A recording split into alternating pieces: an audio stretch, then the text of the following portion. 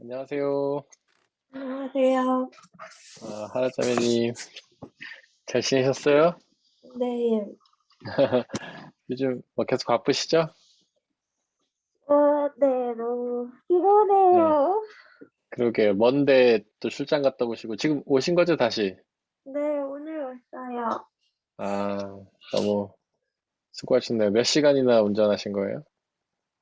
4-5 시간 걸리는 것 같아요. 오늘 8시에 떠나서 어, 2시 반쯤 도착했는데, 네, 이번에는 그래도 동기랑 같이 갔었더라 가지고, 네.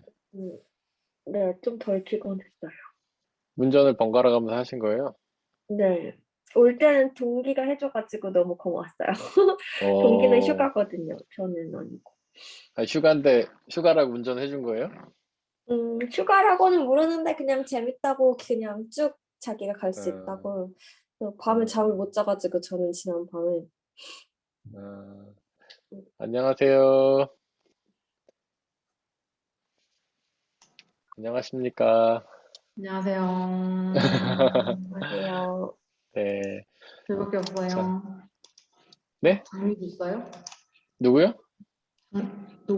나 미안. 하나 있었구나. 아, 아니, 지금 화면이 이제 켜졌어요. 아, 오랜만이에요. 아니, 자매님 소리가 되게 울리네요. 지은 자매님 거. 그래요? 저희 집이 근데 워낙에 울려가지고. 아, 그래서 집이 울려서 그런가 봐요. 뭐, 집에 커튼이나 이런 게 없어서 그런가 봐요. 네네. 네, 알겠습니다. 자, 우리 기도하고 시작하려고 하는데요. 오늘도 특별히 이제 크리스토프 블룸하르트 목사님의 기도를 저희가 나누려고 하는데, 이 목사님은 한 1800년 정도에 활동했던 독일 목사님이세요. 독일 그 나치 시절에 활동했던 목사님이시죠. 근데 굉장히 이렇게 신앙적으로 집중했던 분이시고, 기도와 말씀에 집중했던 분이시고, 독일 목사님으로는 굉장히 흔치 않게 어떤 은사에도 되게 관심이 많았고, 집회하실 때 치유 은사라든지 이런 기적도 많이 나타났다고 해요. 근데 보통 여러분들은 그 독일 목사님들을 어떻게 인식하실지 모르지만 사실 이제 이렇게 교회 쪽에서는 이렇게 목사님들 사이에서는 독일 교회 목사님들은 아무래도 어떤 그 굉장히 좀 약간 그 지적으로 좀 더 집중하는 공부하고 연구한 일에 집중하는 분들이 많으시고 어떤 은사라든지 뭐 기도 물론 기도하시고 다 하시지만 어떤 은사라든지 이런 것에는 보통은 좀 거리가 있는 걸로 우리가 생각을 하는데 우리 크리스토프 블루마르트는 경건주의 운동 특히 이제 어떤 그 기도하고 뭐 찬양하고 은사 이런 것들에 굉장히 관심이 많았던 분이세요. 그럼에도 불구하고 이제 한국에는 보통 그렇게 은사주의 운동하시는 분들이 사실 그 신학이나 이런 성경 연구에는 조금 거리가 멀거든요. 행동이 좀 앞서시는 분들이어가지고 지적으로는 좀 소홀하신 분들이 많은데 이부 독일에 있는 이 목사님 특히 이제 크리스토프 블루마르트 목사님은 양쪽을 다 겸비한 분이셨습니다. 그래서 기도도 하시고 은사 운동도 하셨지만은 그래도 어떤 신학적인 연구나 작업에도 굉장히 열심히 하셨던 분이셔서 많은 신학자들이 도전을 받았던 목사님이세요. 여러분들 잘 아시는 본회퍼 목사님 아시죠? 네. 네. 네, 본회퍼 목사님 같은 분들이 이 블루마르트 목사님의 어떤 글에 되게 도전을 많이 받았다고 합니다. 오늘은 그 목사님을 모시고 제가 기도를 하려고 하는데 오늘도 역시 한 줄씩 번갈아가면서 하겠습니다. 제가 한 줄, 두 분이 한 줄 이렇게 하겠습니다. 기도하겠습니다. 주의 하나님, 단 한 번도 우리에게서 도움의 손을 거두지 않으신 주님께 감사드립니다. 우리의 믿음이 헛되지 믿음이 않은 헛되지 것을 않은 것을 알고 알고 우리가 우리가 기쁨으로 주 기쁨으로 주 앞에 앞에 섭니다. 섭니다. 우리를 이끄셔서 우리 앞에 놓인 하늘나라의 상을 바라보게 하시니 감사합니다. 세상 모든 세상 모든 사람들이 그 나라를 사람들이 그 보게 될 나라를 것입니다. 보게 될 것입니다.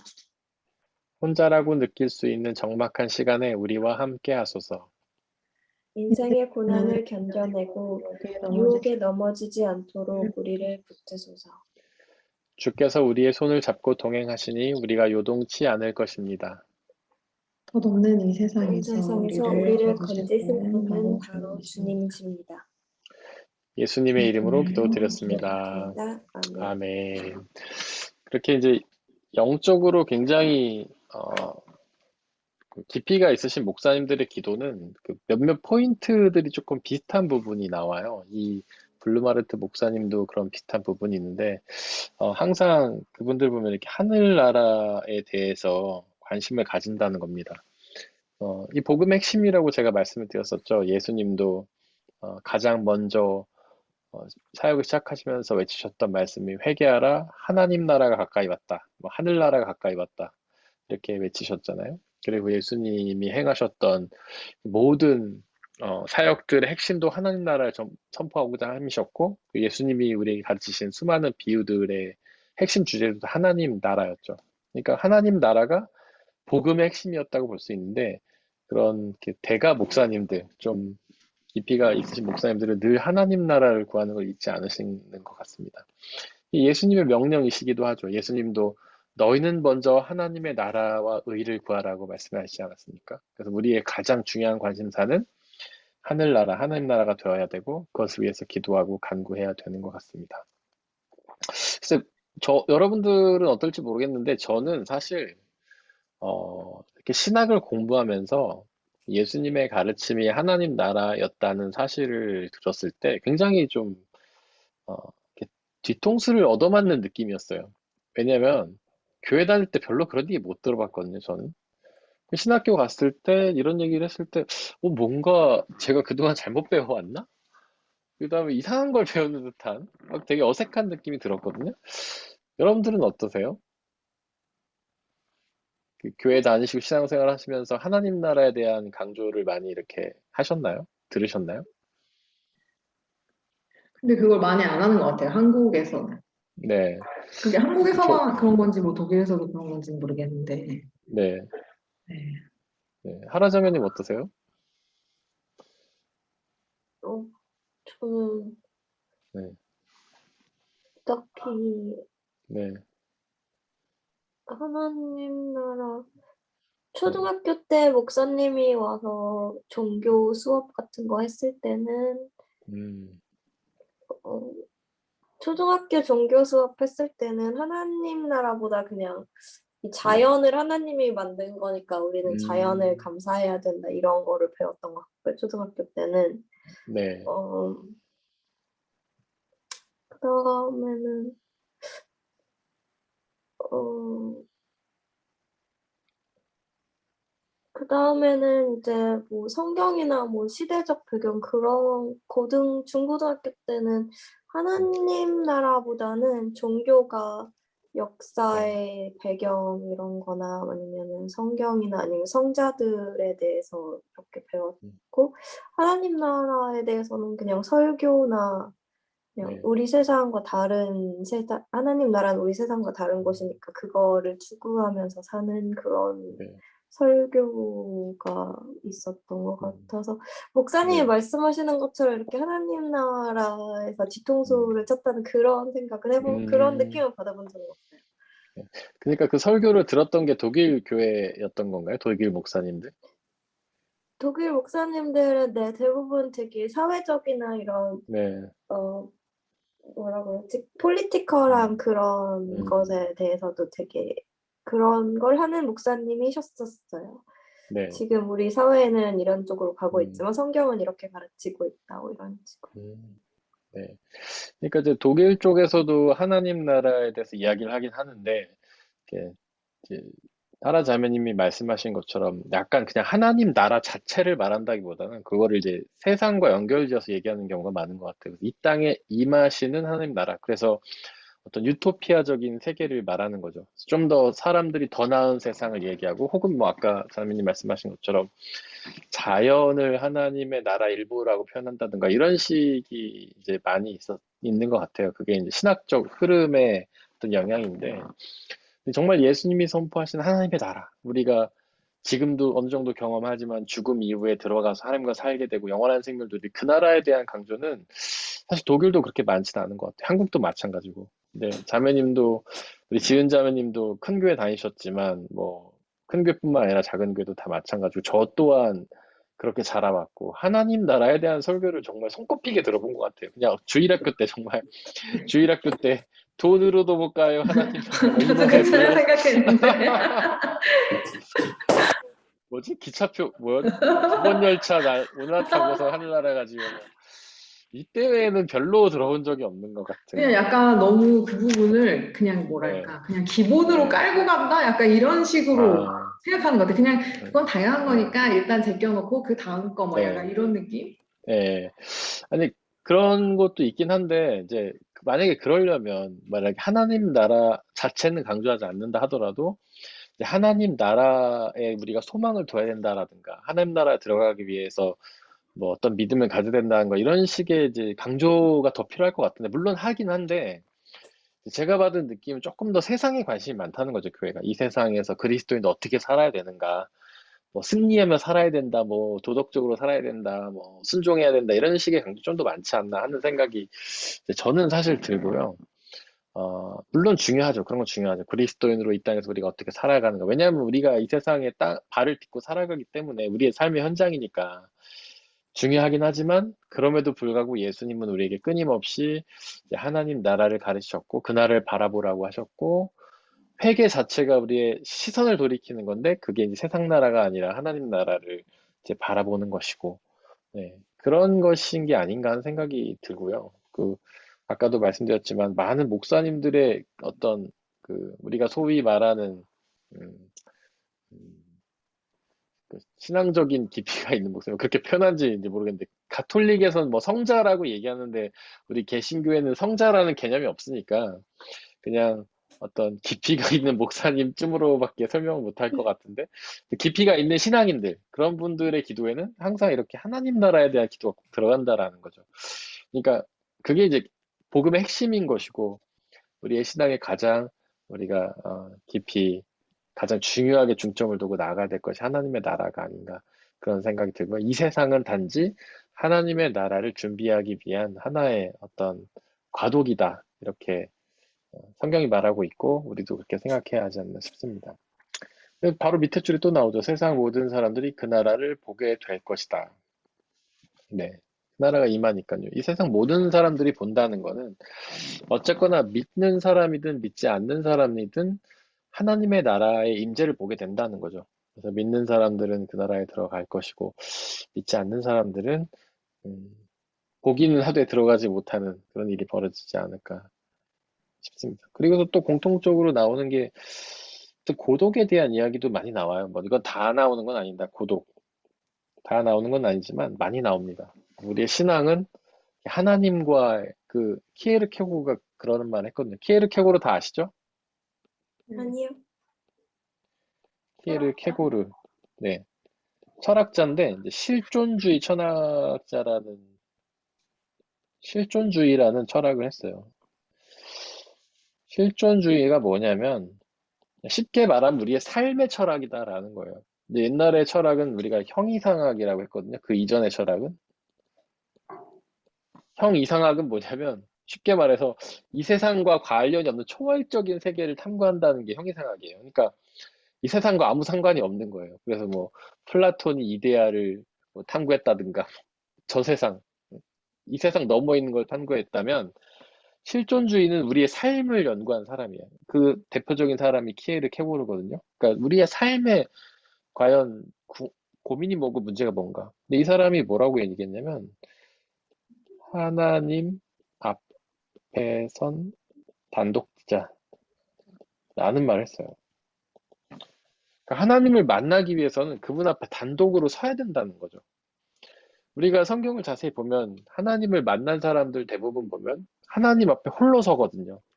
아브라함도 홀로 있을 때 하나님과 만나고, 그다음에 모세도 마찬가지로 시내산에서 혼자 있을 때 하나님과 만나고, 바울도 다메섹으로 혼자 가다가 하나님을 만나고, 이런 혼자 하나님을 만나는 경험이 되게 중요하다는 거죠. 그래서 혼자라고 느낄 수 있는 적막한 시간에 우리와 함께 하소서. 근데 우리 한국 사람들의 신앙은 가치가 되게 많죠. 가치, 공동체로 하는 거. 물론 그것도 좋은 일이죠. 그러나 신앙은 기본적으로 공동체인 게 맞아요. 제가 나중에 설명하겠지만 또 이따 이야기할 기회가 있을 것 같은데 우리는 하나 되어 신앙생활 하는 것이 신앙인의 본질이긴 합니다. 그러나 우리가 하나님을 만날 때는 고독한 순간에 만나는 시간도 필요하다는 거죠. 근데 한국에서 이제 신앙생활은 대부분 모두 다 같이 하는 그래서 기도도 같이 하고, 뭐 새벽 기도도 같이 하고, 집회도 같이 가고, 산 기도도 같이 하고, 굉장히 같이 기도하는, 통성 기도 같이 하고, 뭐 집회도 기도 같이 하고, 뭐 이런 시간들이 많은데, 그런 시간도 귀하지만 우리가 하나님 앞에서 단독자로 서서, 홀로 서서 적막한 시간에 고독하게 기도하는 게 필요하다는 거죠. 그게 찬양 가사였던가? 내가 혼자 기도할, 은밀히 기도할 때 은밀히 계신 하나님 응답하신다. 그게 찬양 가사죠? 모르겠어요. 많이 찬송가? 들어보는 찬송가인가? 우리 기도하는 은밀히, 그 시간 아닌가? 네, 아들은 미리 네. 보시는 주님, 아, 네네, 맞아요. 하늘에서 찬송가구나. 너 예수께 조용히 나가. 아, 맞아. 예수께 조용히 나가. 찬양에도 있듯이 우리가 홀로 이렇게 하나님 옆에 나갈 때 이제 하나님께서 우리에게 임하셔서 응답하신다라는 거죠. 그래서 우리가 신앙생활할 때는 이렇게 홀로 기도하는 시간이 굉장히 필요한 것 같습니다. 여러분들이 혼자 기도하는 시간도 필요한 것 같고요. 또 많이 나오는 게 이제 고난이라는 거죠. 인생의 고난. 그래서 우리가 신앙생활하면 항상 복받고 뭐 승리하고 행복하고 이런 것만 생각하는데 사실 신앙이라는 것은 고난으로 초대를 받는 거죠. 십자가의 길로 걷는 것이고 우리는 다 그걸 싫어하지만 주님은 우리를 부르신다. 그래서 이런 목사님들의 기도를 들으면 우리가 기도해야 될 방향, 우리가 이제 추구해야 될 방향들을 이렇게 알 수 있는 것 같아요. 오늘도 귀한 기도로 우리에게 함께 해주신 목사님께 감사드리고요. 네, 우리 본문으로 들어가서 저희가 계속해서 지금 시편 2편 말씀을 나누고 있는데 2달 전에 이야기를 이제 하다 말아가지고 아마 기억이 가물가물하실 겁니다. 저도 다시 하려고 보니까 참 새롭더라고요. 아, 이걸 2달 전에 했었나 이런 생각이 들 정도로 뭐 딴 얘기긴 한데 여러분들 젊은 사람들이 왜 나이 많은 사람들보다 기억력이 좋은지 아십니까? 오늘 어떤 강의를 듣다 제가 하나 들었는데 신경 쓸 저장할 게 게 짧아가지고. 예, 뭐가 짧아요? 저장할 예, 용량에 예, 비해 예. 들어있는 게 작아서. 아, 정보가 그러니까 하라저민도 비슷한 얘기 하신 거죠? 네. 기억할 게 없어서. 맞아요. 그게 왜냐면, 정답이래요. 왜냐면 예, 요새 진짜 예, 돌아서면 제가 뭘 하고 있는지를 진짜 모르겠어요. 네, 제가 지금 미칠 것 같아요, 요새 진짜로. 심각해요, 진짜로. 진짜 너무 까먹어가지고. 네. 저도 그래요, 자매님. 저도 요즘에 옛날에도 메모를 많이 했는데 지금 진짜 심하게 메모해요. 누구한테 몇 시에 연락하기 막 이렇게. 아니, 저는 왜냐면 이렇게 너무 해서 까먹어서. 일어났는데 까먹었다니까요. 내가 왜 일어났지? 이러면서 머릿속에 너무 그게 많은 어, 거예요, 생각이. 네, 처리를 할, 맞아요. 아, 맞아요. 그게 절대 낙심하지 마시기 바랍니다. 노화 때문이 아닙니다. 우리가 늙어서도 아니고 뇌세포가 죽어서도 아니고 두 분이 말씀하신 것처럼 기억할 게 적기 때문인 거예요. 근데 저도 요즘에 이제 애들이랑 어디 같이 갔다 오면 제가 잘 기억 못하는 거 애들이 막 기억해서 얘기하거든요. 그때 아빠가 뭐라 했잖아 막 근데 저는 전혀 생각이 안 나요. 근데 막 처음에는 되게 좌절했어요. 아 이게 내가 멍청해졌나 나이가 들어 그러나 근데 생각해 그 얘기를 들으니까 이게 기억해야 될 정보량이 적어서 그런 거예요. 애들은 우리는 많아서 그런 거고 그래서 뇌는 쉽게 노화하지 않는다고 하더라고요. 나이가 먹어도 이게 그러니까 기억의 방식 연산을 처리하는 방식이 달라지는 거지 기억이 머리가 나빠지는 게 아니래요. 그러니까 어렸을 때는 단순 정보만 넣는 다음에 이제 나이가 들수록 그런 기억된 정보를 종합적으로 처리해서 어떤 판단을 하는 능력이 늘어나고 뇌는 이렇게 잘 뇌화하지 않는다고 폐화하지 않는다 하더라고요. 그래서 여러분들 잠깐 딴 얘기 했지만 기억이 나지 근데 않는다고 해서 좀 발전이 낙심하지 돼야 마시고 될 텐데 왜 발전이 안 되고 자꾸. 머물러 있는 거예요, 그러면. 지혜와 판단이 늘어나고 있을 거예요, 자매님. 옛날에는 판단할 수 없었던 단순 정보만 처리했던 뇌가 이제는 지혜를 가지고 어떤 잘 판단할 거라 생각하고요. 저희가 지난주에 11절까지 했거든요. 그래서 그리고 11절에 관련된 거는 우리가 많이 이야기를 했던 거예요. 11절, 12절, 그러니까 시편 2편 말씀 자체가 이제 하나님께서 왕으로 세워지는 자에게 이렇게 해주시는 어떤 권면 같은 거예요. 그러니까 이게 왕의 임직식에 불렀던 노래인데 왕으로 세워지는 사람은 어떻게 해야 된다 이런 권면을 담은 부분이거든요.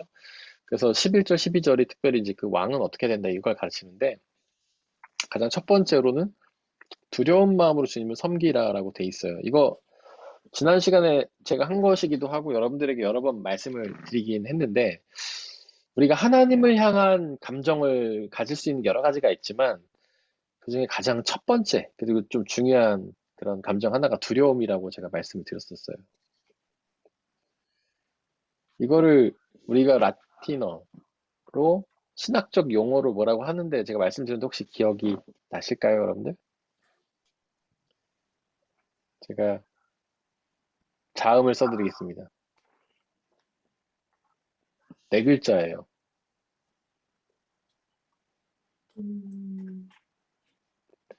이건 안 중요한 거니까 모르셔도 돼요. 누미노제라고 합니다. 루미노즈. 예, 이거 많이 나오는 건데, 그러니까 그 오토라는 학자가 이따만큼 두꺼운 책을 썼을 정도예요. 하나님을 향한 우리가 감정, 처음 느껴야 될 감정은 두려움이다라는 것이죠. 물론 이제 누군가는 질문할 수 있어요. 하나님은 사랑의 하나님 아니냐? 자비와 은혜의 하나님 아니냐? 그런데 첫 번째로 두려움을 느끼고 그 다음에 사랑과 자비를 느끼는 거예요. 그 다음에. 그렇다면 하나님이 왜 두려울까요? 왜 하나님은 두려울까요? 나랑 달라서. 맞아요. 거룩한 분이어서, 다른 분이어서, 그것도 완전히 다른 분이죠, 완전히. 하나님이 우리와 어떤 부분이 다르죠? 그냥 다 다르죠. 전체적으로. 그게 정답입니다. 완전히 다른. 우리가 조금 설명해 본다면, 뭐랄까, 이렇게 다 다르다는 말은, 글쎄, 이제, 근본적으로 네, 다른. 근본적으로 다르죠. 근데 그런 설명이 맞는 설명이긴 한데, 좀 더 구체적으로 이야기하자면, 근본적으로 다른 것 중에 특별히 어떤 부분이 다를까요? 하나님과 우리가. 생명. 죽어야 생명. 우리 주 하나 네, 죽고 안 주시고 네, 이거 안 놓아주시. 네. 생명을 하나님은 창조하시는 분이시고, 우리는 생명을 받아 누리는 피조물인 거죠. 네. 생명과 관련된 게 두 가지가 있어요. 생명을 하나님이 창조하셨고, 우리는 생명을 받아 누리는 피조물이다. 그래서 창조주는 생명을 주는 존재, 피조물은 받는 존재. 그래서 창조자는 주는 존재이기 때문에 생명을 마음대로 처리할 수 있어요. 그래서 생명을 만들어낼 수도 있고, 죽일 수도 있는 것이죠. 그러나 피조물은 그저 받아 누리는 존재이기 때문에 생명을 우리 마음대로 처리를 못 하는 거예요. 그래서 우리가 뭐 생명을 지금 과학기술이 많이 발달해서 연장을 어느 정도 한다고 하지만 우리가 영원히 살 수는 없잖아요. 뭐 요즘에 그 뭐라고 하죠? 그 게놈 프로젝트인가? 그게 정확한 용칭이 맞는지 모르겠는데 어떤 그 복제 기술을 통해 우리의 장기를 복제한 다음에 그게 낡으면 계속해서 갈아 끼우면 영원히 산다라고 주장하는 과학자들 있잖아요. 그런 거를 진행한 학자들 있잖아요. 네. 저는 실패할 거라고 봅니다. 저는 이론상으로는 가능한데 실제로는 어려울 거라고 봐요. 물론 제 개인적인 생각이지만 왜냐하면 생명 우리 맘대로 할 수 없는 거거든요. 우리가 연장은 가능한데 영원히 연장은 안 돼요. 그게 그것도 한계가 피조물로서의 있을 것 한계죠. 같아요, 목사님. 그렇죠. 완전히 다 갈아 끼울 수는 없잖아요. 뭔가 네. 언젠가 뇌를 갈아 끼울 수는 없는 거잖아요. 그러니까 우리는 그렇게 생각하는데 이제 과학자들은 환상을 갖고 있는 거죠. 다 갈아 끼울 수 있다. 뇌도 갈고 심장도 갈고 뭐 다 간다. 네. 그렇게 환상을 갖고 진행을 하는데 저는 안 될 거라고 봐요. 네. 하라자매님 말씀처럼 어려울 거라고 봅니다. 한계가 있을 것 같아요. 저도 그렇게 생각합니다. 근데 왜냐하면 세포는 못 갈아 끼지 않을까요? 세포? 세포요? 그러니까 장기나 뭐 이런 거 갈아 낄 수 있는데 네. 우리 피부라든지 이런 것도 다 노화가 되잖아요, 사실. 그렇죠. 그런 것도 네. 바꿔야 되는데 그러면 한계가 있을 것 같아요. 네. 뭐 위가 안 좋거나 맞아요. 장이 안 좋고 심장이 안 좋으면 그걸 바꿔 끼지만 그 바꿔 낀 걸로도 네. 어디까지일 것 같아요. 그렇죠. 저도 그렇게 생각합니다. 근데 이제 그 의학 과학자들은 약간의 환상을 갖고 있는데 저는 어려울 거라고 봐요. 그 이유는 우리는 피조물이기 때문에 그런 거죠. 우리는 생명을 받아 누리는 존재지 만들어낼 수 있는 존재가 아니거든요. 그냥 받아 누릴 수 있을 뿐이에요. 그 다음에 생명과 관련된 것 중에 또 다른 것은 하나님은 영원한 생명을 갖고 계시고 우리는 유한한 생명을 갖고 있다는 거죠. 그래서 하나님은 영원히 사시지만 우리는 언젠가는 생명이 끝나게 된다. 육신의 생명이. 물론 부활을 하겠지만 그런 엄청난 차이를 갖고 있습니다. 이 영원성, 제가 성경에 나타난 영원성 설명드렸었는데 혹시 기억하십니까? 성경이 말하는 영원성이 어떤 걸까요? 하나님의 영원성? 영원성이요? 네, 저기 청년부에서 말 안 하고 제가 말씀하면서 얘기를 했군요. 요거는 좀 어려운 거니까 그럼 패스하겠습니다. 그냥 영원한 생명이라고만 얘기하고 이거 나중에 설명드릴게요. 지금 어쨌든 요약하는 단계니까. 그다음에 또 뭐가 다를까요? 우리가 두려움을 느끼는 궁극적인 이유가 있어요. 보이는 거와 보이지 않는 거? 네. 맞아요. 그것도 맞죠. 보이지 않는 하나님, 책? 그다음에 우리는 보이는 존재. 근데 가장 두려움을 느끼는 이유가 하나 있어요. 우리가 하나님과 다른 것 중에 이것 때문에 우리는 그분을 두려워하는 거예요. 심판? 맞아요. 하나님은 심판자시고 우리는 피고죠, 피고. 네.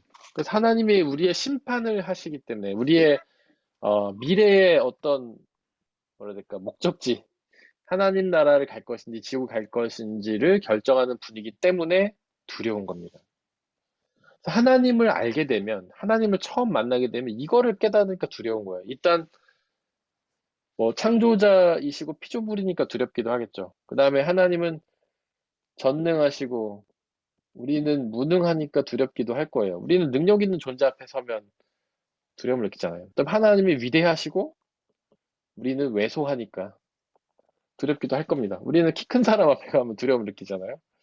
저는 대부분의 사람이 두렵지만 어쨌든 큰 사람, 거인 앞에 가면 두려움을 느끼죠. 농담입니다. 저는 키 큰 사람 두려워하지 않습니다. 자, 어쨌거나 근데 가장 중요한 거는 바로 이거라는 거죠. 하나님은 심판자시고 우리는 그 심판대 앞에 서야 될 죄인이기 때문에 두렵다는 거예요. 그래서 하나님을 근데 네, 사랑하잖아요, 하나님은 우리를. 그런데도 네. 두려워해야 돼요. 그래서 제가 말씀 아까 드렸지만 두려움을 먼저 느끼고 그 다음에 사랑과 자비를 느끼게 된다는 거예요. 처음에는 두려워요. 하나님을 만나면. 저분 앞에서 내가 죄가 있으면 어, 지옥에 갈 거다. 죽을 거라는 두려움. 그리고 나서 그분을 믿고 그럼 그분의 사랑과 자비를 경험하면 이제 그분을 사랑과 자비의 하나님 느끼게 되는 거죠. 처음엔 그분 하나님을 발견한다는 건 곧 나의 죄를 발견하게 되는 거예요. 하나님을 발견하지 못할 때는 우리는 죄에 대해서 인식하지 못합니다. 그래서 그런 얘기 하는 거죠. 내가 무슨 죄를 졌어. 근데 하나님을 만나는 순간 우리는 죄를 깨닫게 되고 그 앞에 엎드려 회개를 하게 되죠. 그리고 그 하나님을 느끼고 그 하나님의 약속을 믿게 되고 그 다음에 이제 자비와 사랑을 느끼게 되는 거예요. 어, 모세가 그랬잖아요. 시내산에서 하나님을 만났을 때 자기의 두려워하면서 나를 떠나소서 나는 죄인입니다. 이런 고백을 했잖아요. 모세가. 그랬더니 하나님께서 내 신을 벗으라 이런 얘기 하셨잖아요. 그래서 여러분들이 하나님을 처음 만났을 때 경험이 어떤지 모르지만 저도 마찬가지였거든요. 저도 굉장히 그분을 두려워하고 그 앞에 엎드려서 한참을 막 울면서 기도했던 기억이 나고 아우구스티누스라는 신학자도 마찬가지고 그렇게 옛날에 그 아우구스티누스라는 학자가 고백록이라는 책을 썼거든요. 이거 굉장히 고전인데 이 책이 하나님을 만난 경험을 이제 기록하고 있는 책이에요. 근데 거기도 보면 자기가 너무 이제 하나님을 만난 사람이 두려워가지고 막 자기가 지었던 모든 죄를 막 회개하고 뱃속에서 지었던 죄까지 회개했다 이런 얘기가 나올 정도로 하나님을 처음 만난 감정은 두려움이죠. 바로 죄로 인한 두려움. 그분의 심판대 앞에서 지옥의 판단을 받을 것 같은 두려움. 그리고 나서 그분을 믿고 그분의 예수 그리스도를 통한 죄 용서를 믿게 되면 그 다음에 경험한 감정이 바로 사랑과 자비라는 것이죠. 그래서 그분을 그때 두 두려움만 달 배우고, 전에 네, 목사님이랑 이거 말씀할 네, 때 되게 네. 불안했었던 것 같아요. 그, 네. 네, 네. 근데 그게 처음 만났을 때 감정이고, 그 다음에 예수 그리스도를 통한 복음을 경험하면, 우리는 그 복음이 주시는 약속을 믿고 이제 사랑과 자비를 느낄 수 있는 거죠. 복음이 뭡니까? 우리가 아무리 추악한 죄를 지었지만 예수 그리스도를 믿기만 하면 용서받는다는 복음이잖아요. 그분을 믿으면 우리의 모든 죄가 사라지고 우리는 어쨌든 하나님 나라 간다. 이게 너무나 확실한 약속이기 때문에 우리가 그 복음이 주시는 약속을 믿을 때의 사랑과 자비를 경험하게 되는 거죠. 네. 그래서 뭔가 두려움이 들 때는 우리가 아직 죄를 바라보고 있기 때문에 그런 거예요. 그때는 예수 그리스도의 복음을 생각하면서 평안함을 얻으시면 되는 겁니다. 그러면 만약에 네, 자기 네, 어떤 사람이 보면 되게 네, 뭐랄까 자기가 이제 생각한 뭐 그런 것들을 하나님 앞에 못 지켰을 때 두려워하는 사람들 있잖아요. 네, 그런 거는 어떻게 봐야 돼요? 그러니까 그걸 잘 네, 모르겠어요. 약간. 네. 그러니까 우리가 이게 굉장히 이제 어려운 부분이긴 한데 네. 우리가 믿음을 가지고 예수 그리스도를 믿어요. 근데 그리고 나서도 두려움은 종종 우리를 찾아옵니다. 바로 저기 지은자매님 말씀하신 대로 우리가 가끔 또 죄를 짓기도 하고 또 하나님께 순종하지 못했을 때 이런 두려움을 느껴요. 근데 성경이 우리한테 죄인이라고 얘기를 하잖아요. 근데 그 이야기는 뭐냐면 우리는 죄에서 완전히 벗어날 수 없다는 거예요. 우리가 하나님을 믿었다 하더라도 어느 순간 갑자기 다 하나님을 부인할 수도 있다는 겁니다. 그게 모든 사람들에게 다 해당되는 거예요. 저 같은 목사도 마찬가지고 저도 순간순간 하나님을 향한 어떤 불신의 생각이 들면서 두려움이 몰려올 때가 있거든요. 두려움은 하여튼 하나님을 믿지 못하는 것의 증거예요. 그때 우리는 다시 복음으로 돌아가서 예수 그리스도께서 우리의 죄를 용서하셨다는 것을 확신하고 나아가는 거죠. 순종도 마찬가지예요. 우리는 완전히 순종할 수 없어요. 그 어느 누구도 하나님의 말씀에 100% 순종할 수 없어요. 그래서 예수님이 율법주의를 부정하신 이유가 바로 그거예요. 율법주의는 율법을 지킴으로써 우리가 구원을 얻는다는 주장이잖아요. 근데 예수님이 그걸 부정하셨잖아요. 그 이유는 뭐냐면 우리는 결코 하나님의 말씀을 지킴으로써 구원 얻을 수가 없어요. 왜냐하면 우리는 완전히 그 말씀 지킬 수가 없기 때문에. 그게 성경의 선언이에요. 너는 나의 말씀 100% 순종 못해. 이게 바로 모든 사람 죄인이라는 말씀의 핵심이에요. 우리가 순종 못하는 건 당연한 거예요. 그렇기 때문에 순종 못했을 때 우리 안에 두려움이 몰려들고 죄책감이 몰려들 때 우리는 다시 복음으로 돌아가는 거예요. 예수 그리스도의 복음 기억하면서 회개를 구하고. 하지만 그럼에도 불구하고 에이 나는 원래 순종 못하니까 순종하지 말아야지 이렇게 생각하면 안 되죠. 그럼에도 불구하고 계속해서 우리가 하나님의 말씀에 순종하려고 노력은 해야 하지만 100% 완전할 수 없다는 것을 인정하고 그때 두려움이 들 때 다시금 복음으로 돌아가서 예수 그리스도 앞에 회개하고 이런 작업들이 이제 필요하다는 거죠. 인정을 하고 두려움이 안 되면 어떻게 해요? 인정하고 두려움이 안 된다고요? 그러니까 이제 뭐랄까 아, 딱히 막 엄청 두렵지가 않은 거죠. 하나님 네. 이제 처음에만 때문에. 두려워해야 되고 예수 그리스도를 믿은 후에는 두려움의 감정은 사라져야 되는 거예요. 하나님을 처음 만났을 때 그분을 정말 처음 접하고 그분의 존재를 인정하고 만나게 됐을 땐 엄청 두려워하는 거죠. 근데 그 근데 또 다음에 이제 예수 그리스도를 예. 네. 근데 또 죄책감을 우리가 가지면 안 되지만 또 네. 나 어차피 이거밖에 안 되니까 괜찮아. 또 이것도 좀 음. 그건 안 되죠. 그래서 그 바울이 그 그 얘기했잖아요. 중간이 우리의 조금 구원을 약간 예, 두렵고 두렵고 떨림으로 떨리는 이루어가라. 마음으로. 예. 그게 뭐냐면 우리 스스로를 계속 돌아봐야 된다는 거예요. 그러니까 그 경계가 굉장히 중요합니다. 우리가 죄를 지었을 때 또 죄를 느끼면 우리가 두려움을 느끼는 게 맞거든요.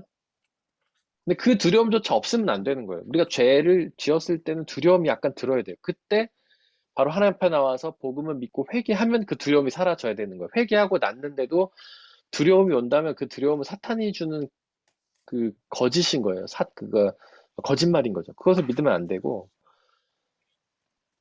어쨌든 그렇게 회개하고 났을 때 우리에게 임해야 될 것은 자유와 평안과 기쁨인 것이고 죄를 처음 지으면 두려움을 느끼는 것은 맞는 거죠. 네. 근데 하나님을 믿지 않으면 두려움조차 생기지 않아요. 하나님을 믿으니까 두려움이 생기는 거예요. 예를 들어서 뭐 요즘에 사이코패스, 소시오패스 이런 거 많잖아요. 그런 사람들 막 살인 저지르고 인터뷰하면은 아무런 죄책감이 없잖아요.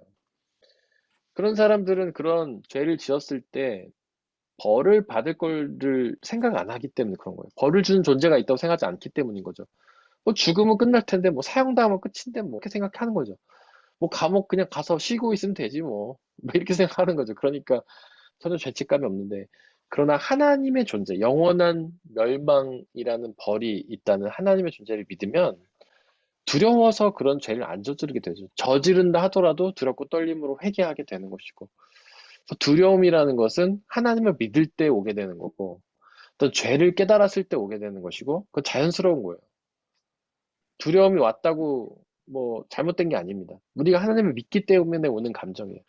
그러나 회개를 했을 때는 이제 그 두려움을 떨쳐버리고 평안함과 자유를 달라고 기도를 해야 되는 거죠. 네.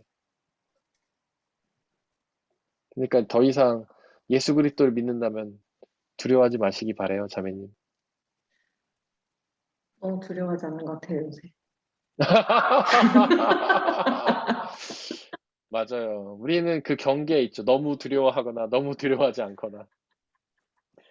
너무 네. 두려워하지 않아도 문제고, 너무 두려워해도 문제고. 그것이 다 문제입니다.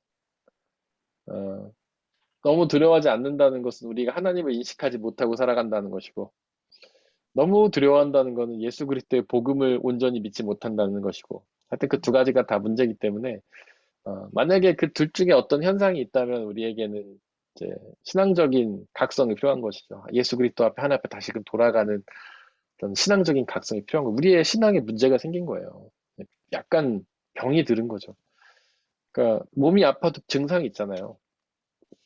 코로나에 걸리면 목이 아프고 뭐 맛이 코가 후각이 사라지고 그런 것처럼 우리가 신앙적인 병에 걸리면 어떤 두려움을 느끼지 못한다거나 지나치게 두려움을 느끼는 두 가지가 다 문제가 되는 것이죠. 그렇게 이제 두려움을 가지는 것이 하나님의 종들의 자세다라고 시편은 이제 말하고 있어요. 떨리는 마음. 그 다음에 얘기하는 게 이제 섬기는 것이죠. 그래서 우리가 순종에 대해서 이야기를 했는데, 혹시 순종하면 뭐 떠오르는 것들이 있으세요? 네, 자유와 기쁨이 있어야 된다고. 맞아요. 그건 너무 그런 중요합니다. 거네. 순종은요, 바르트가 한 말이에요. 신학자 바르트가. 네, 바르트. 예, 의무가 아니라 허락이에요, 허락. 순종은 허락이에요. 너 하나님 믿으니까 이런 거 해. 이게 아니고, 이런 명령이 아니고, 너는 하나님을 믿으니까 이런 걸 할 수 있어. 라는 것이죠. 예를 들면, 우리가 독일의 어떤 비자를 받거나, 영주권을 얻거나, 시민권을 얻으면 어떤 그 누릴 수 있는 혜택들이 생기잖아요. 독일에 세금을 낸다든가.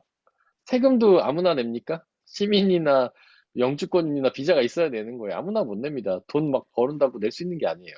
근데 세금을 내면 그만큼 혜택을 또 받잖아요. 그런 거라는 거죠. 순종이라는 게. 지금 하나님을 저희도 믿는 사람만? 순종하는 거 아니에요, 목사님? 네, 지금 네, 쉬고 싶은 거 쉴 수도 있지만 말씀 네, 공부를 하고 있으니까 근데 네. 자발적으로 하고 있으니까 재밌게 순종하고 있는 거 아니에요? 순종하고 있는 거죠. 그러니까 이것도 어떤 혜택을 누리는 거죠. 하나님의 말씀을 통해 우리가 배움을 누리고 어떤 우리의 만약에 질병이 있다면 영적인 질병이 있다면 깨달음을 얻고 마음의 답답함과 힘듦이 있다면 회복을 누리고 이런 게 다 그러니까 허락인 거죠. 그러니까 순종을 함으로써 우리가 어떤 부담을 가지고 힘든 게 아니라 하나님 주시는 혜택들을 누리고 있는 거예요. 이 시간에 그 귀한 수요일 오후에 친구들 만나고 놀 수 있는 이 시간에 아유 내가 순종하려고 말씀의 자리에 나왔다 라는 어떤 의무가 아니라 이 시간에 하나님의 말씀을 나눔으로써 세상이 줄 수 없는 놀라운 기쁨과 평안과 회복과 하나님과의 관계 회복, 어떤 영적 질병 치유 이런 걸 누릴 수 있다는 허락이라는 거죠. 순종이라는 건 그런 거예요. 그래서 순종은 기쁨과 자유로 하게 된다는 거예요. 예를 들면 왕의 자녀는 왕의 법을 지키는 게 어떤 하나의 그 로열티잖아요. 어떤 특권이기도 하고 거지가 왕의 법을 지킬 수 있습니까? 그럴 수는 없죠. 독일의 영주권이 비자가 없는 사람이 독일의 법을 지키고 싶어도 못 지키잖아요. 세금도 못 내잖아요. 그런 것처럼 우리가 하나님의 자녀라는 어떤 특권을 얻었기 때문에 순종할 수 있는 특권도 얻었다. 순종을 함으로써 우리가 또 하나님 주신 놀라운 은혜를 누린다라는 거죠. 그래서 순종은 허락이다. 그리고 기쁨과 자유다라는 것이죠. 그 다음에 이거 지난 시간까지 한 건데 좀 보충 설명까지 해서 이렇게 했고요. 우리가 또 하나님의 자녀들 왕이 해야 될 중요한 것들은 하나님을 찬양하는 것입니다. 찬양은 꼭 뭐 노래만을 의미하는 건 아니죠. 하나님을 높여드리는 행위 그 자체를 의미하는 겁니다. 그래서 우리가 다른 말로 하면 영광을 돌린다라고도 표현할 수 있겠을 겁니다. 영광, 어, 히브리어로는 카봇이고 헬라어로는 독사인데 무슨 뜻이죠? 영광이라는 게?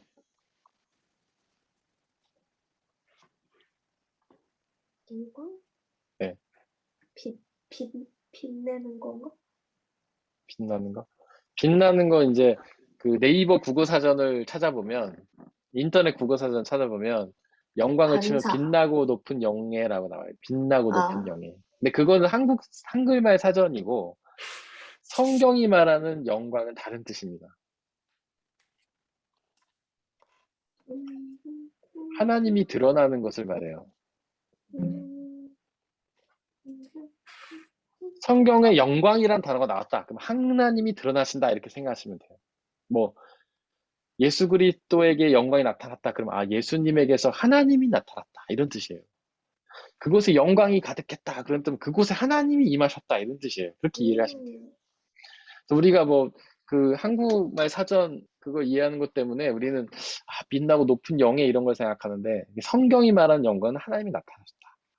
그래서 영광을 돌린다는 것은 하나님이 나타나신 것을 높여드리는 행위를 말하는 거예요. 하나님을 찬양하는 거예요. 그래서 뭐 천사들이 주께 영광을 돌렸다. 그러면 하나님이 하나님 되심을 찬양했다. 이런 뜻이라고 생각하시면 돼요.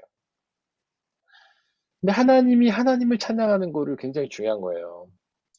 우리는 하나님을 찬양할 때 하나님의 인간 같은 모습을 찬양해요.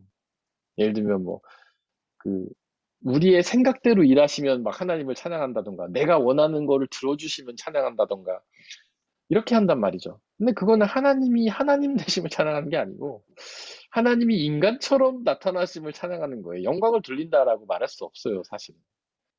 하나님이 하나님됨을 찬양하는 것은 우리의 차원을 넘어서는, 우리의 생각을 넘어서는 방식으로 일하시고, 우리가 미처 생각하지도 상상하지도 못하는 방식으로 일하시는 그 하나님, 그분을 높여드린다는 뜻이 되는 거죠. 영광을 돌린다는 거. 이렇게 하나님을 찬양하는 것이 에베소서 1장 12절에 따르면 우리의 창조의 목적이에요. 에베소서 1장 12절은 이렇게 이야기합니다. 그것은 그리스도께 맨 먼저 소망을 둔 우리로 하여금 하나님의 영광을 찬미하게 하려는 것이다. 그러니까 예수님을 믿는 사람은 하나님의 영광을 찬미해야 된다 이런 뜻이죠. 네. 창조의 목적이기도 해요. 하나님께서 우리를 창조하신 것은 바로 하나님을 찬양하게 하시려고. 하나님의 하나님됨을 높이게 하시려고 우리를 창조하신 것이라는 말이 되죠. 이렇게가 이해가 더 잘 되는 것 같아요. 네, 찬양이 하나님 되심을 드러내는 거라고 하니까 저번에 옛날에 교회에서 네, 청년부 모임했을 때는 인간이 네, 만들어둔 목적은 하나님을 찬양하기 위해서라고 했는데 네, 그때는 무슨 하나님은 럭스타고 네, 인간은 그런 막 팬이 되어야 되는 막 그런 어, 느낌이었거든요. 막 찬양하는 게 네, 막 하나님을 하는데 근데 찬양한다는 게 그냥 막 이렇게 팬들이 막 와 이렇게 하는 게 아니라 하나님 네, 됨을 드러나 내 삶을 통해서 내가 찬양하는 게 하나님 됨을 드러내는 거면은 네, 좀 더 그런 막 팬니 락스타 좋아하는 그런 거보다 좀 더 네, 이해가 되는 것 같아요. 네, 네, 맞아요.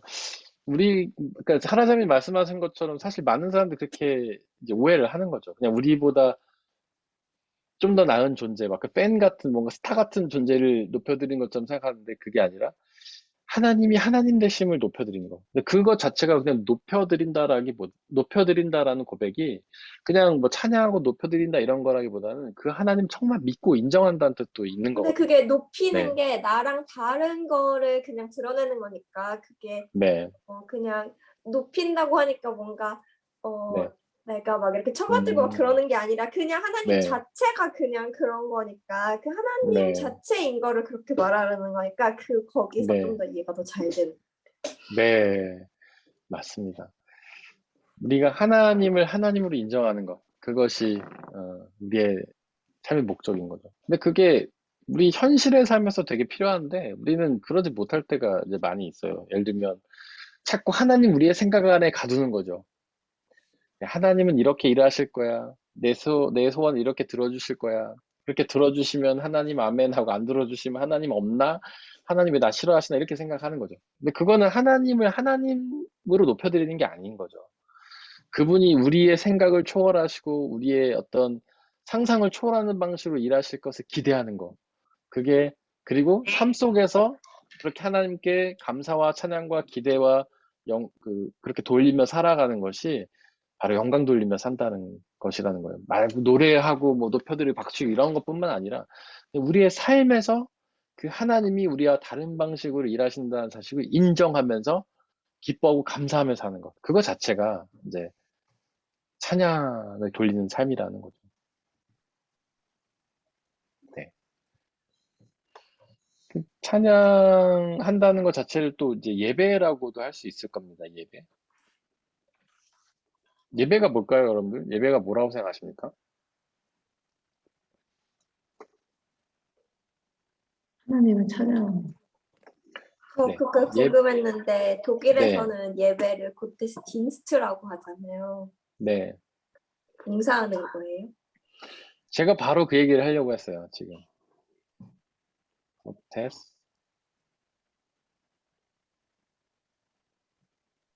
디엔스트. 그러니까 이거로만 보면 하나님의 봉사로 보이는데, 예배에는 두 가지 차원의 봉사가 있습니다. 하나님의 봉사가 있고, 하나님께 봉사가 있어요. 하나님의 봉사와 하나님께 봉사. 그것이 합쳐진 게 고테스 디엔스트라고 할 수 있습니다. 두 가지 차원이 예배에는 있어요. 하나님께 봉사는 우리 지은자님 말씀하신 것처럼 하나님을 찬양하는 것이죠. 하나님을 높여드리는 이고 하나님이 하나님됨을 이제 노래하는 것. 뭐 그런 것들은 찬양도 될 수 있고 또 말씀도 될 수 있죠. 설교 말씀은 하나님에 대해서 우리가 이야기하는 것이니까 하나님이 하나님 되셨다는 사실을 이야기하는 게 이제 성경 낭독과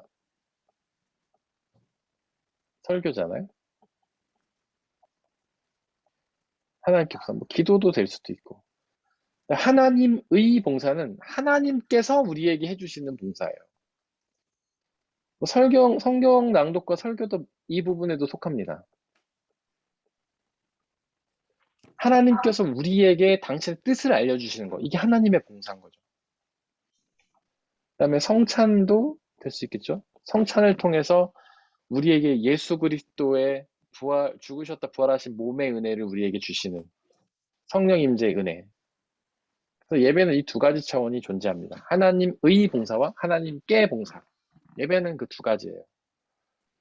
그래서 우리가 주님을 찬양한다는 것, 주님을 예배한다는 것은 이 두 가지 차원이 다 있는 거예요. 하나님께 봉사, 하나님의 봉사. 이 두 가지가 다 돼야 되는데 우리는 이제 균형을 놓칠 때가 있죠. 하나님께 봉사는 하지만 하나님의 봉사는 외면할 때도 있어요. 어떤 말씀을 허투루 듣는다던가 그다음에 하나님의 봉사는 누리지만 하나님께 봉사는 소리하는 경우도 있고 이 두 가지가 다 우리의 삶의 목적이고 우리가 이루어 가야 될 것이라고 생각합니다. 그다음에 이제 12절 조금만 하고 마치도록 하겠습니다. 그의 아들에게 입맞추어라 라고 돼 있어요. 여기서 그는 이제 주님이라고 할 수 있겠죠.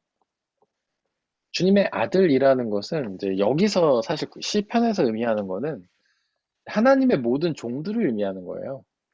네, 더 나아가서 하나님의 종과 더 나아가서 예수 그리스도를 의미할 수 있겠죠.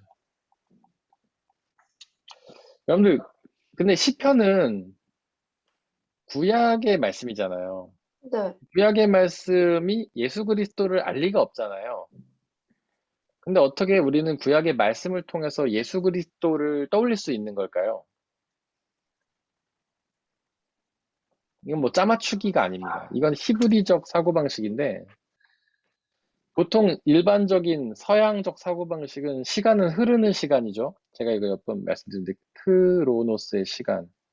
네. 이게 사람의 시간이에요. 인간은 이렇게 시간을 이해해요. 과거에서 현재에서 미래로 가는 시간. 이런 시간적 이해 안에서 구약에서의 아들을 예수 그리스도로 이해할 수 없죠. 왜냐하면 시간은 흐르는데 예수 그리스도가 존재하지 않던 시간에 어떤 예수 그리스도를 상상한다는 게 말이 안 되잖아요.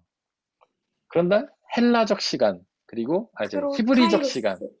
예, 히브리적 시간과 어, 하나님의 시간은 우리 하라자매님 말씀하신 것처럼 카이로스의 시간이에요. 이거는 수직적 시간이죠. 언제나 존재하는 시간. 과거와 현재와 미래가 일치된 시간이에요, 이거는. 과거가 현재보다 앞선 것도 아니고, 미래가 현재보다 뒤에 있는 것도 아니에요. 모두가 일치하는 거예요. 그래서 현재가 과거를 변화시키기도 하고, 미래가 현재를 변화시키기도 하고, 현재가 미래를 변화시키는 시간. 이 서로가 엄청난 상관관계가 있는 시간이에요. 이게 카이로스의 시간이죠. 그렇기 때문에 이런 이해 안에서는 구약의 이 그의 아들이라는 표현 안에서 우리가 예수 그리스도를 상상할 수 있는 거예요. 이 하나님의 시간 안에서. 이게 그냥 갖다 짜맞추는 게 아닙니다. 다 이 하나님의 시간 안에서 그런 이해가 가능한 겁니다. 목사님, 근데 네, 시편은 그래도 인간이 쓴 거잖아요. 네, 그런데 그가 그의 아들이라고 한 거는 네, 저희는 네, 지금 읽을 때는 예수 그리스도를 의미하는 걸 알았지만 네, 그 당시에 이걸 쓴 사람은 네, 무엇을 생각하고 쓰는 거예요? 하나님의 모든 네. 종이면 모든 인간이에요? 누구를 말하는 거예요? 하나님의 모든 종이면? 하나님의 종이라면 일단은 당시에는 크게 세 가지의 분을 생각했죠. 예언자, 제사장, 왕. 이게 하나님의 아들들이라 일컫던 사람들이고요. 더 크게 본다면 하나님을 믿는 모든 사람들이라고 할 수 있겠죠. 뭐 그 사람들 과거에 시편을 작성했던 사람들의 사고방식에 의하면 유대인들이라고 할 수 있겠죠. 히브리인이라. 근데 당시의 사람들은 이렇게 생각하고 썼지만 제가 아까도 말했지만 하나님의 시간은 과거와 현재와 미래가 서로 상호작용을 일으키는 시간이기 때문에 지금 우리가 현재에서 믿는 예수 그리스도를 믿는다면 과거의 이 성경마저도 예수 그리스도를 이해할 수 있다는 거예요. 비록 과거의 작성자는 그게 예수 그리스도인지를 인지하지 못하고 썼다 하더라도 우리는 그렇게 이해할 수 있다는 것이죠. 하나님의 시간은 모두를 아우르는 시간이기 때문에. 네. 네. 입맞추라는 건 이제 사랑하라는 거죠. 사랑하라. 사랑은 굉장히 중요한 개념이죠. 성경에서. 어, 하나님이 우리에게 하나님을 사랑하고 이웃을 사랑하라고도 하셨고요. 근데 왜 그렇게 사랑이 중요한 걸까요? 왜 사랑이 중요한 걸까요? 왜? 하나님은 왜 그렇게 사랑을 강조하신 걸까요? 하나님이 사랑이니까. 맞아요. 정답이에요. 하나님이. 하나님이 사랑이시니까.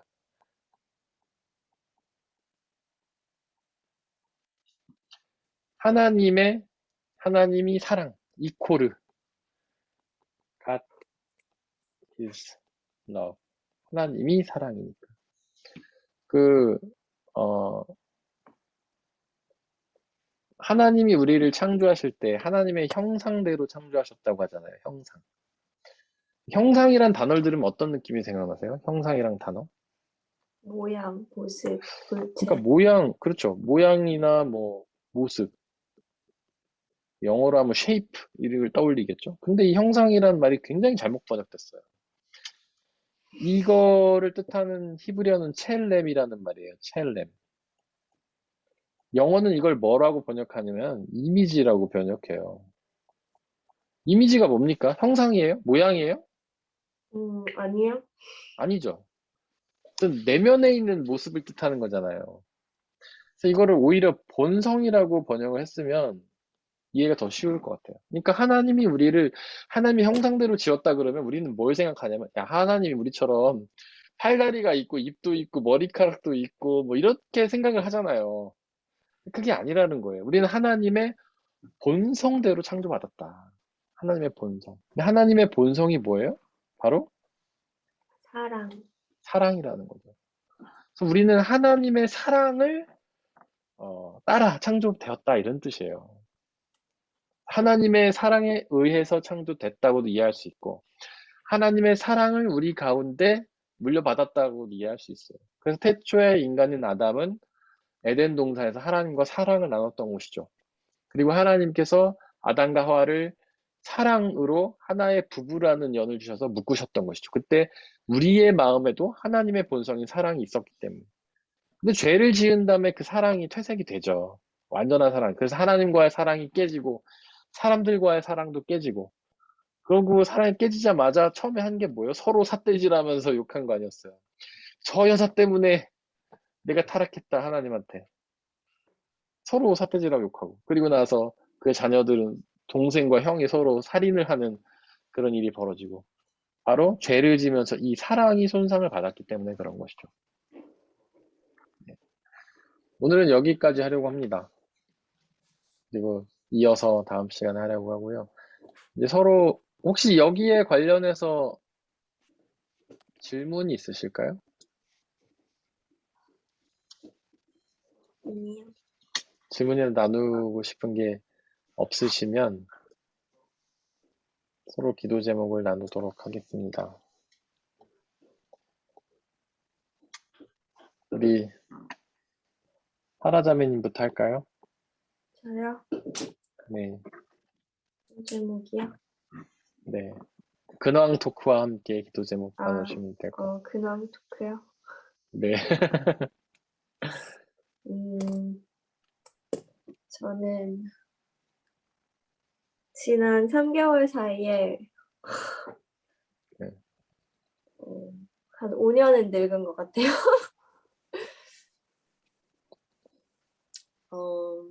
그냥 뭔가 일이 많으니까 육체적으로도 너무 피곤하니까 네, 심리적으로도 많이 피곤하고, 네, 전에는 사람들 만난다는 게 피곤하다고 생각해 본 적이 없었는데, 그냥 네, 누군가랑 얘기하는 것도 에너지가 네, 많이 필요하고, 그냥 누군가 뭐 전화 통화조차도 음, 심적으로 피곤하니까 하기 싫더라고요. 음, 그래서 처음으로 이렇게 사람들을 대하는 것도 피곤한 일이구나라고 느끼고 네, 있어요. 네, 진짜 일이 많이 피곤했나 보다. 그래서 이제 그러니까 뭔가 삶의 즐거움이나 이런 것도 별로 못 느끼겠다 싶어서 처음으로 원래는 같이 가기로 된 건데 누가 안 간다고 하더라고요. 처음에는 캔슬해서 뭐야 어떡하지 이러다가 너무 힘들고 피곤해서 혼자 가기로 결정을 했는데 네, 친구를 만나서 혼자 간다니까 같이 오겠다는 거예요. 근데 그 네. 순간에 갑자기 너무 싫은 거예요. 같이 간다는 게. 네, 그래서 처음으로 제 자신에게 너무 놀랐어요. 누군가 어, 나는 어디를 가도 맨날 엄마랑 여기 네, 왔으면 좋겠다. 누구랑 왔으면 좋겠다. 그때 덴마크에 가서도 스웨덴에 갔어도 누구랑 같이 오겠다는 생각만 들고 어디 가도 혼자서 막 즐기지도 못하고 맨날 누구랑 같이 왔으면 좋겠다 이런 생각만 들었었는데 처음으로 음, 깜짝 놀랐어요. 그래서 근데 어차피 스케줄이 안 맞아서 결국 혼자 가긴 했는데 너무 좋은 거예요. 네, 한순간도 지루하거나 심심하다는 생각 안 들고 너무 좋은 거예요. 그래서 네, 저는 요즘에 그렇게 혼자서 잘 놀고 노는 음, 거를 배우고 있습니다. 네, 근데 이게 이제 피곤해서 그런 걸 수도 있고 이제 또 여유가 생기면은 다시 같이 놀아질 수도 있겠지만 지금은 그래요. 네. 네. 기도 제목은 어떤 게 있으실까요? 기도 제목은 네, 저는 이제 체력적으로 좀 많이 힘들어서 네, 건강했으면 좋겠고요. 그리고 네, 저도 이제 요즘에 그렇게 많이 배우잖아요. 생각은 내 것이 아니라 주어지는 것이라고, 네, 하나님이랑 사탄에서 주어진 생각이라고. 그래서 네, 생각 이것저것 막 하고 싶은 것들, 네, 어, 근데 전까지 두려워서 못했던 것들, 막 생각들이 많이 드는데, 네, 이거를 이제 제가 행동으로 옮기게 되면은 내 것이 되는 거잖아요. 네, 그래서 그거를 구분할 수 있는 이게 내가 네, 사탄이 준 생각인데 내가 행동으로 하려는 건지 아니면은 하는 성령님이 주신 생각인데 하는 건지 그런 거를 구분하는 거를 잘했으면 좋겠어요. 네. 그리고 이렇게 막 너무 사소한 것까지 생각을 너무 하지 않고 살 수 있으면 좋겠어요. 자꾸 네. 하나님한테 뭐 이거 해도 돼, 저거 해도 물어보려고 하는 것도 책임 회피라고 하더라고요. 그러니까 내가 결정하기 싫으니까 그냥 하나님한테 결정해달라.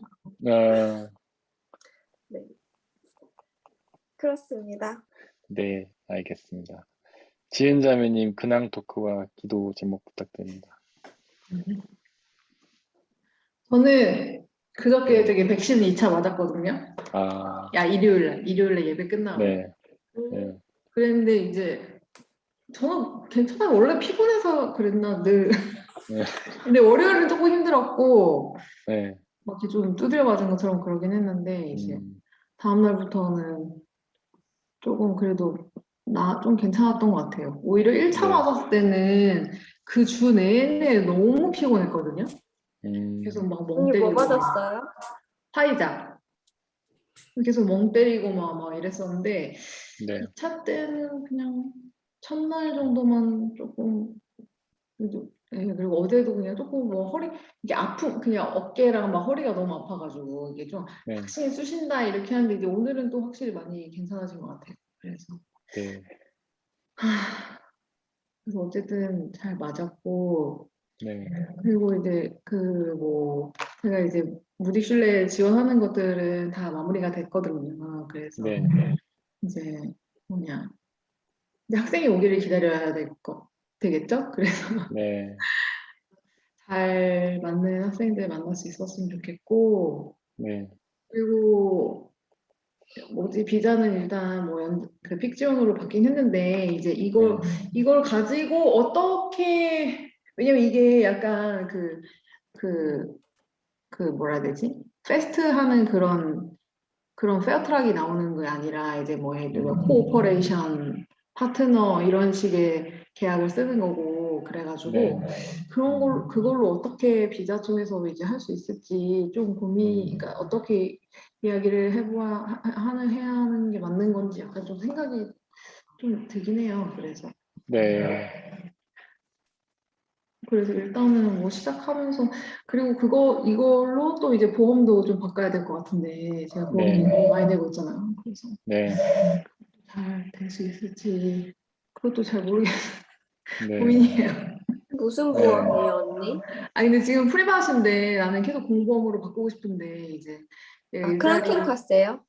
크랑켄 카세. 그래서 그게 일자리가 그게 되어야지만 공보험 바꿀 수 있다 했는데 이제 이걸로 하면 바꿀 수 있을 것 같긴 한데 일단 받은 그런 페어트락으로 이야기를 해보아야 하나라는 생각을 일단 하고 있어요.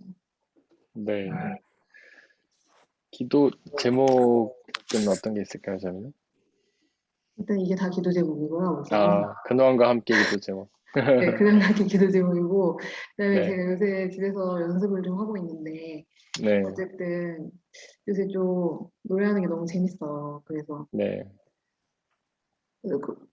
근데 이제 사실 제 기도 제목이 그거 이제 얼마 전에 이제 노래가 너무 재밌다가 기도를 전 밤에 이제 기도를 하는데 음, 이제 제가 이제 막 찬양 불렀어요.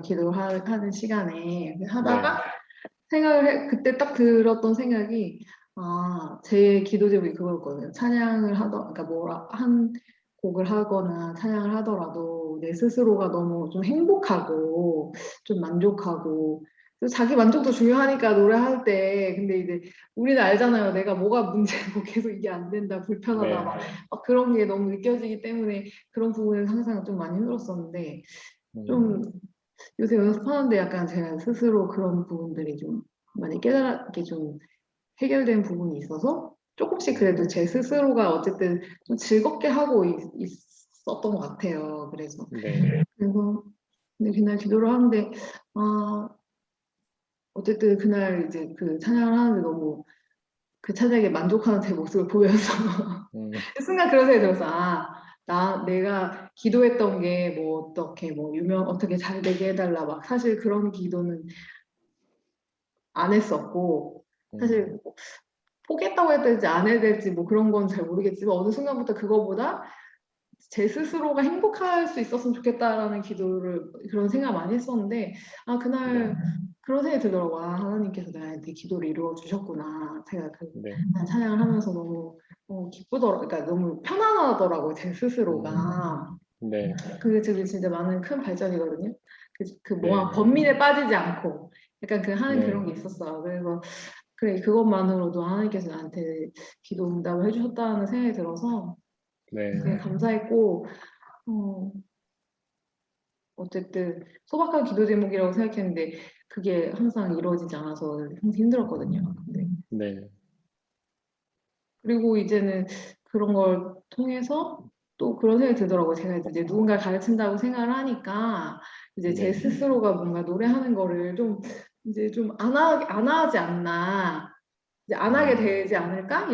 안 하게 되면 어떡하지? 뭐 이런 생각을 또 하게 했던 것 같아요. 왜냐면은 네, 교회에서도 우리가 잘 만나서 할 수 없고, 음, 결국에는 자꾸 집에서 혼자서만 하게 되니까 뭔가 동기부여라든지 뭔가 이게 또 음악하는 사람이 많은 것도 아니고 또막 이런 게 있다 보니까 약간 뭔가 점점 사그라드는 듯한 그런 게 있었어요. 네, 근데 요새는 또 다시 생각이 드는 게, 어쨌든 저에게 하나님께서 주신 것으로 하나님을 또 찬양하는 일에 계속적으로 쓰라고 하신 일들을 내가 직무유기를 하면 안 되겠다는 이제 생각이 들더라고요. 그래서 네, 요새는 좀 열심히 연습을 하고 있습니다.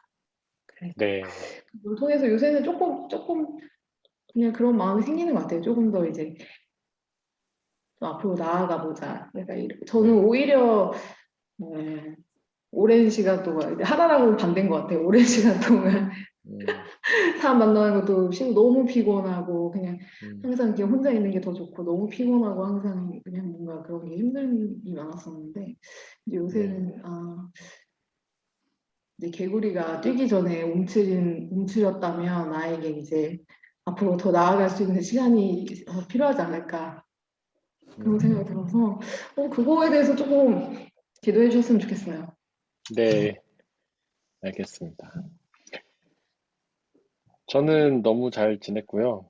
제가 저희 교회 부임한 지 이제 9년 차인데, 처음으로 휴가라는 걸 해봤습니다, 제가. 그동안은, 예, 그러니까요.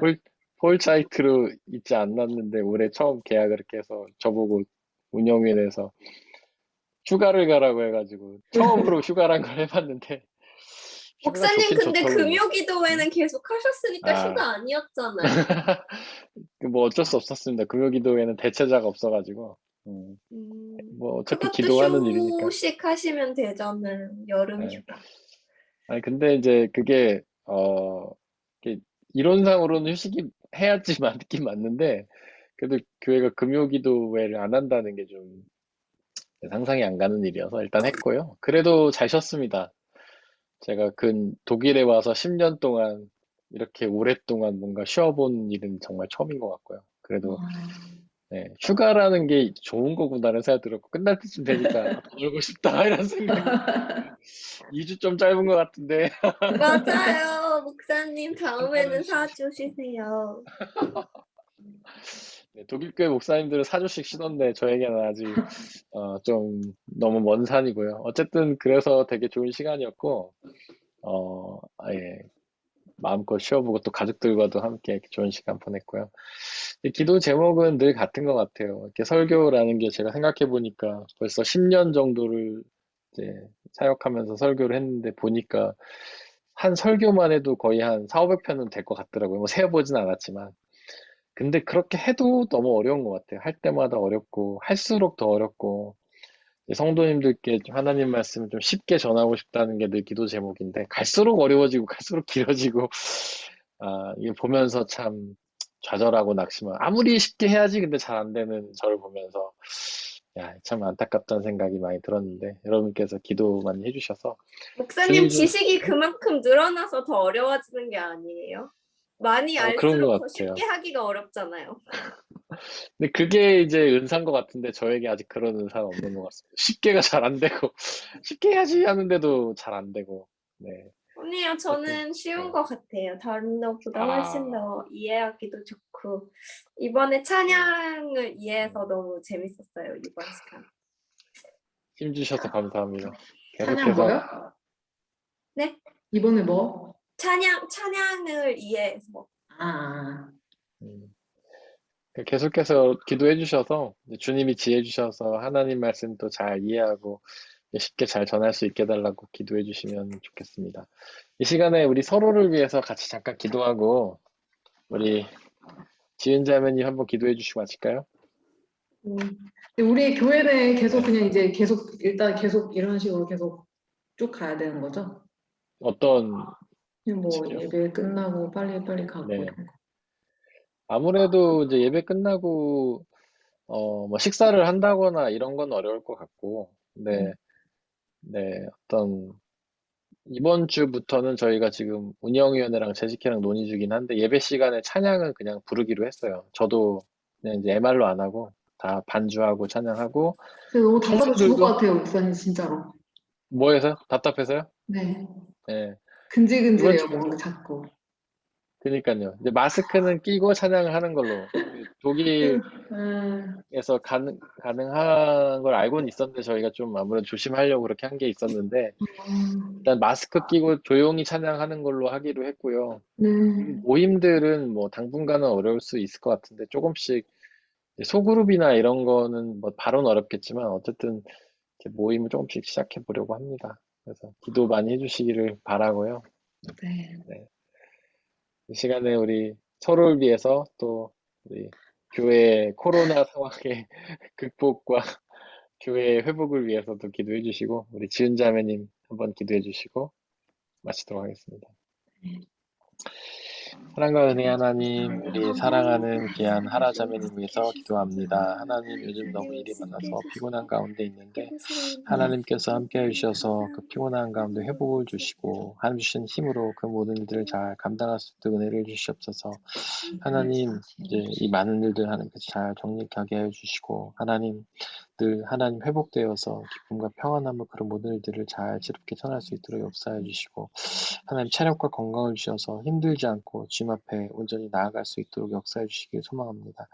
하나님 주님의 생각들을 하나님 무엇인지 판단하는 일이 어려운 가운데 있습니다. 하나님께서 지혜 주셔서 하나님들을 잘 판단하게 하시고 그 일들을 생각에 옮길 수 있도록 역사해 주옵소서. 하나님 우리 지은 자매님 뮤직슐레에 이제 잘 돼서 학생을 기다리고 있습니다. 좋은 학생들을 보내주시고 하나님 이제 그것을 통해서 비자를 진행하고 보험을 진행하는 일들이 남아있는데 하나님 지혜 주시고 여러 가지 도움의 손길도 허락해 주셔서 그들이 잘 진행되게 하시고 그들로 비자도 잘 받고 하나님 보험도 잘 해결될 수 있도록 역사해 주셔서 하나님 지금 우리 지은자매님이 기쁨으로 행복하게 찬양을 하고 있습니다. 하나님 그 기분들이 계속해서 하나님 나가게 하시고 하나님 날마다 주님을 기쁘게 찬양하며 영광 돌릴 수 있는 삶 살게 하여 주시고 그들의 신앙과 그들의 삶이 더욱더 앞으로 나아가며 하나님과의 관계가 깊어지고 하나님을 온전히 찬양할 수 있는 귀한 삶으로 역사해 주시기를 소망합니다. 하나님. 하나님 감사합니다. 오늘도 또 저희가 이렇게 모여서 하나님의 말씀을 나누게 해주셔서 감사합니다. 하나님 이 말씀이 또 저희가 마음에 새겨서 또 하나님을 알아가는데 더욱더 깊은 지식을 더하여 주시고 또 그 지식으로서 지혜로서 우리의 삶 가운데에서 하나님을 더욱더 깊이 만나가는 모든 어떠한 도구들이 되어줄 수 있도록 주님 도와주시옵소서. 우리가 이해 못하는 것들까지도 주님께서 다 주님의 때에 알게 하여 주시고 깨닫게 하여 주셔서 하나님께서 원하시는 우리 주님의 자녀로서의 삶을 살아나가는데 하나님 모든 것들이 합력하여 선을 이룰 수 있도록 도와주시옵소서. 하나님 이 자리에 또 사모하지 못 나오는 지체들도 있고 또 앞으로 또 이 모임이 더욱더 하나님 안에서 성장하실 수 있도록 도와주시고 또 우리 교회가 더욱더 회복되어지고 주님 안에서 사랑으로 하나 되어지는 교회 될 수 있게 도와주시고 또 우리가 하는 예배가 비록 아직은 자유롭게 드릴 수 없지만 그 안에서 우리의 마음이 더욱더 하나님을 향한 마음이 더욱더 깊어져 가고 더욱더 강건해져 갈 수 있도록 주여 도와주시옵소서. 하나님 또 우리 말씀 전하시는 목사님께도 함께해 주셔서 늘 하나님의 말씀을 정말 올바르게 선포하고 올바르게 알아가시는 또한 귀한 지혜와 영성을 허락하여 주시옵소서. 이 모든 말씀 예수 그리스도 이름으로 기도합니다. 아멘. 아멘. 감사합니다. 수고하셨습니다. 감사합니다. 고맙습니다. 좋은 밤 되세요. 네, 밤 안녕히 되세요. 계세요.